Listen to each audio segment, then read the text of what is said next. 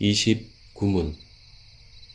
우리는 그리스도와 사신 구속에 어떻게 참여자가 됩니까? 답. 우리는 그리스도가 사신 구속에 그의 성령이 우리에게 효력 있게 적용하심으로써 참여자가 됩니다. 해설입니다. 소유리 문답 29문에는 총 3개의 영어 단어 by가 나옵니다. 첫째는 그리스도가 사신 구속에 등장합니다. 이는 구속이 사람의 힘으로 쟁취하는 것이 아니라 그리스도에 의해 획득되는 것임을 나타냅니다. 앞서 우리는 기독론에서 그리스도가 자신을 희생물로 지불하고 우리를 위한 구원의 길을 여셨다는 사실을 살펴보았습니다. 구속의 객관적인 획득은 사람이 아니라 그리스도에 의해 이루어집니다. 둘째는 성령님이 우리에게 효력 있게 적용하심에 대한 것입니다. 그리스도가 사신 구속은 우리의 힘으로 우리 스스로 우리의 것으로 만드는 것이 아니라 그리스도의 영에 의해서 우리의 것이 됩니다. 성령 하나님이 우리에게 적용하심으로 결코 실패나 실수가 없습니다. 그래서 효력 있게 라는 단어가 사용되고 있습니다. 사람이 그리스도가 구입하신 구속을 자신에게 스스로 적용할 수 있을까요? 이것은 불가능합니다. 사람의 인지력과 판단력, 선함과 의지가 얼마나 미약한데 자기 힘으로 그리스도가 이루신 구속의 가치를 알고 선택하며 또 끝까지 유지하겠습니까? 이처럼 29문은 먼저 2개의 by를 통하여 구원의 획득과 적용이 모두 사람에 의한 것이 아니라 하나님에 의한 것임을 보여줍니다.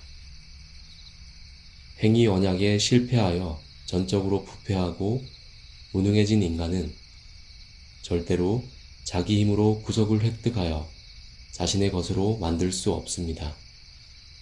하나님은 죄책과 전 속성의 부패에 빠진 사람들을 긍휼히 여기시어 은혜 언약이라는 형태로 사람들을 구원하고자 하셨습니다.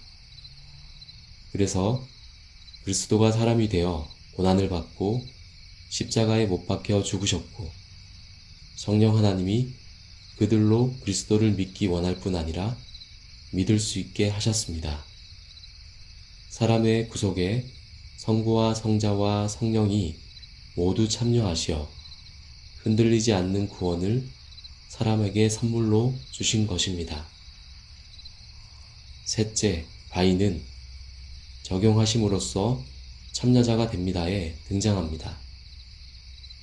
그리스도가 사신 구속을 우리의 것으로 만드는 일은 성령님이 주도하시고 우리는 참여자로 만들어집니다.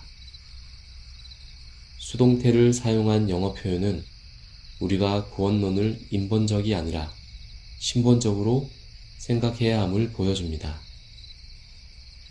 그리스도에 의한 구원의 성취를 인본적으로 생각할 신자는 별로 없습니다.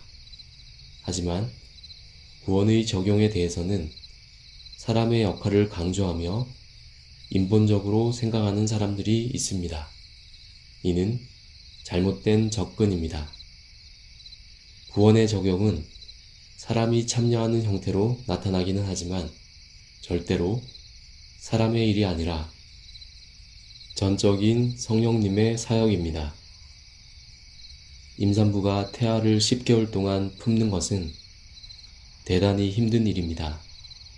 하지만 출산 후 육아는 손이 더 많이 가는 일이어서 뱃속에 있을 때가 편하다라는 말이 있을 정도입니다. 부모는 많은 시간을 자녀와 같이 보내며 정서적 교감을 키워가야 합니다. 아이의 소질을 발견하여 다듬어주고 배워두면 인생을 사는데 도움이 될 것들을 가르치는 동시에 자녀가 배움의 가치를 모르고 엇나가려 할 때는 설득과 협박과 회유 등 다양한 방법을 구사해야 합니다. 하나님이 자신의 자녀에게 갖고 계시는 사랑은 이보다 훨씬 더합니다. 하나님은 육신의 부모보다 자녀의 필요가 무엇인지 더 잘 아십니다. 하나님은 그리스도가 획득하신 구원을 우리에게 주실 때 우리 보고 갖든지 말든지 알아서 하라고 하지 않으십니다. 오히려 어떻게든 그 구원을 우리에게 주고자 하십니다. 하나님은 이 일을 성령님 하나님을 통하여 이루시는데 성령님은 그 구원을 부르심, 중생 양자됨, 믿음, 칭의, 성화, 견인 등의 종합 선물 세트로 우리에게 주십니다. 부르심이나 믿음만 주신 후 나머지는 우리 보고 알아서 하라고 하시는 것이 아닙니다. 우리는 앞서 절대 예정과 조건 예정을 다룬 7문에서 하나님이 구원받을 자들을 택하실 때 그들을 영광에 이르게 하는 모든 수단도 정하신다는 사실을 살펴보았습니다. 하나님은 아담 안에서의 타락과 그리스도에 의한 구속과 성령님에 의한 적용, 부르심, 양자됨, 믿음, 칭의, 성화, 견인 등을 모두 영원한 작정 속에서 구원의 수단으로 미리 정하셨습니다. 하나님이 이런 것들을 정하지 않고 성도들에게 알아서 영원한 영광에 이르라고 하셨다면 이는 도달할 수 없는 목표를 세워놓고 그 목표를 이루는 자에게만 상을 주겠다고 하는 것과 다를 바 없을 것입니다.